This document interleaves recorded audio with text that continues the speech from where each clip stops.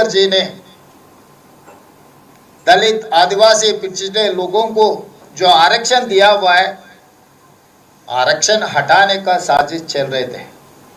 इसीलिए चुनाव में जीतने के लिए, सरकार बनाने के लिए 400 का कोई ज़रूरत नहीं था, मगर उनका नियत है संविधान बदलने का, आरक्षण हटाने का।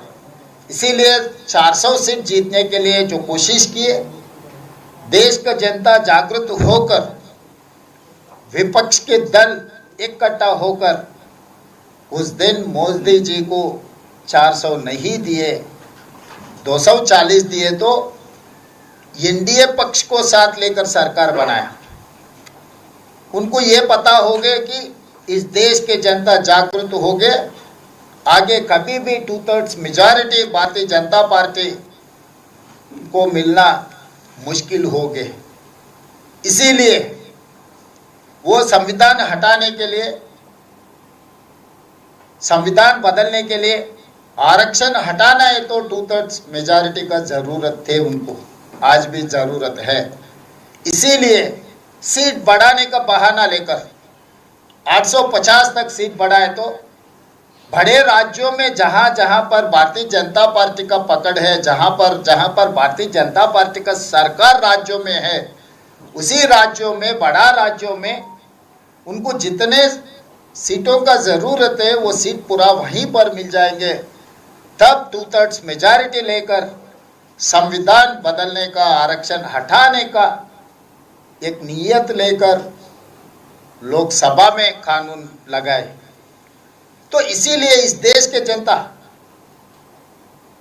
इस बार अगर ये सीट बढ़ाने का काम कामयाब हो गए तो मोदी जी और एनडीए सरकार को कोई रोकने वाला नहीं है संविधान बदलने का और आरक्षण हटाने का। इसीलिए देश का जनता पूरा जागृत होकर, विपक्ष दल इकट्ठा होकर कल लोकसभा में मोदी जी का नियत को हरा दिए। अब बदनाम का काम शुरू कर दिए मोदी जी के सरकार ने कि कांग्रेस पार्टी महिला आरक्षण के खिलाफ है। महिला आरक्षण लागू करने के लिए हम लोग कोशिश किए, महिला आरक्षण बढ़ाने के लिए हम लोग कोशिश किए, इसीलिए जानबूझकर महिला आरक्षण नहीं देने के इरादे से कांग्रेस पार्टी इस बिल को हरा दिए। ऐसा गांव-गांव में, गली-गली में शोर मचाने के लिए जो कोशिश कर रहा है। तो मैं ये आश्वासन दिलाना चाहता हूं मोदी जी को, मोदी जी आपका नियत साफ रखो, कानून सही तरीका से बनाओ। महिला आरक्षण के बारे में हमारा नियत को शक मत करो। इस देश में पहली बार महिलाओं को वोट हक दिए कांग्रेस पार्टी ने। यूनाइटेड स्टेट्स ऑफ अमेरिका में महिलाओं को आरक्षण वोट हक मिलने के लिए 150 साल लड़ना पड़ा, मगर इस देश में जैसा ही आज़ाद मिलते ही पुरुष के साथ साथ महिलाओं को वोट हक दिया हुआ है कांग्रेस पार्टी ने। इस देश का राष्ट्रपति, इस देश के प्रधानमंत्री, इस देश के लोकसभा स्पीकर, इस देश में गवर्नर, मुख्यमंत्री, हर कुर्सी में महिलाओं को बिठाए। खासकर हमारा पार्टी अध्यक्ष इंदिरा जी से लेकर सोनिया गांधी जी तक पार्टी के अध्यक्ष, उन्हीं महिलाओं के नेतृत्व में कांग्रेस पार्टी बहुत कुछ की है इस देश में। तो हमारा नियत को शक करने का कोई ज़रूरत नहीं है।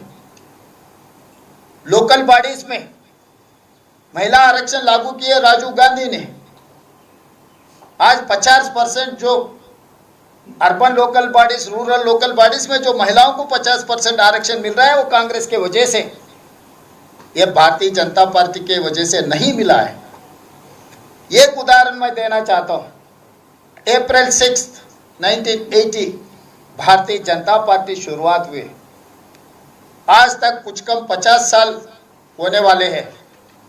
15 अध्यक्षों को नियम किए भारतीय जनता पार्टी ने। एल.के. आडवाणी जी जैसा वरिष्ठ नेता 2 बार 3 बार बन चुका है, बाकी के नेता भी 2 बार बन चुके हैं। मुरली मनोहर जोशी जी 15 बार भारतीय जनता पार्टी के अध्यक्ष बना है। 15 में एक महिला भी भारतीय जनता पार्टी अध्यक्ष ने नहीं बनाया। दूसरी बात रहा जनरल सेक्रेटरी ऑर्गेनाइजेशन। इतने सालों में एक महिला भी जनरल सेक्रेटरी ऑर्गेनाइजेशन नहीं बनी भारतीय जनता पार्टी का। आपका नियत ही महिलाओं के खिलाफ है। आज कांग्रेस पार्टी को बदनाम करने के लिए कोशिश मत करो। पूरा देश के जनता 140 करोड़ जनता ने देख चुका है आपका राजनीति क्या है, आपका नीयत क्या है। आपके नीयत को कल सब मिलकर हरा दिए। आगे कांग्रेस पार्टी को, इंडिया अलायंस को बदनाम करने के लिए कोशिश मत करो। आज शनिवार है, कल रविवार, सोमवार के दिन नया कानून बनाओ महिला आरक्षण के लिए। पूरा इंडिया अलायंस को साथ में लेकर आके हम लोग मदद देंगे। जो 23 में हम लोग मदद किए, कुल के हम मदद देंगे। बाकी विपक्ष दलों को हम इकट्ठा कर देंगे। जो 543 लोकसभा सीटों में 1/3 181 महिला आरक्षण लागू कर दो। विभिन्न राज्यों में विधानसभा में भी 1/3 महिला आरक्षण लागू करने के लिए अब कानून बनाओ। सोमवार के दिन हम पास कर देंगे। सोमवार के बाद मंगलवार से हम इसका इम्प्लीमेंट करने के लिए जो तरीका बनाना है, 2027 उत्तर प्रदेश, जहां से प्रधानमंत्री नेतृत्व कर रहा है, पहला उत्तर प्रदेश में महिला आरक्षण लागू कर देंगे। आपका नियत क्या है, कांग्रेस पार्टी का नियत क्या है, यहीं पर मैदान में देख लेंगे।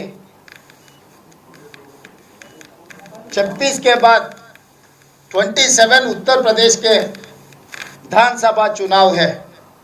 1/3 रिजर्वेशन के साथ साथ उत्तर प्रदेश के साथ साथ जो भी राज्यों में चुनाव होने वाले अगले साल महिला आरक्षण लागू कर देंगे।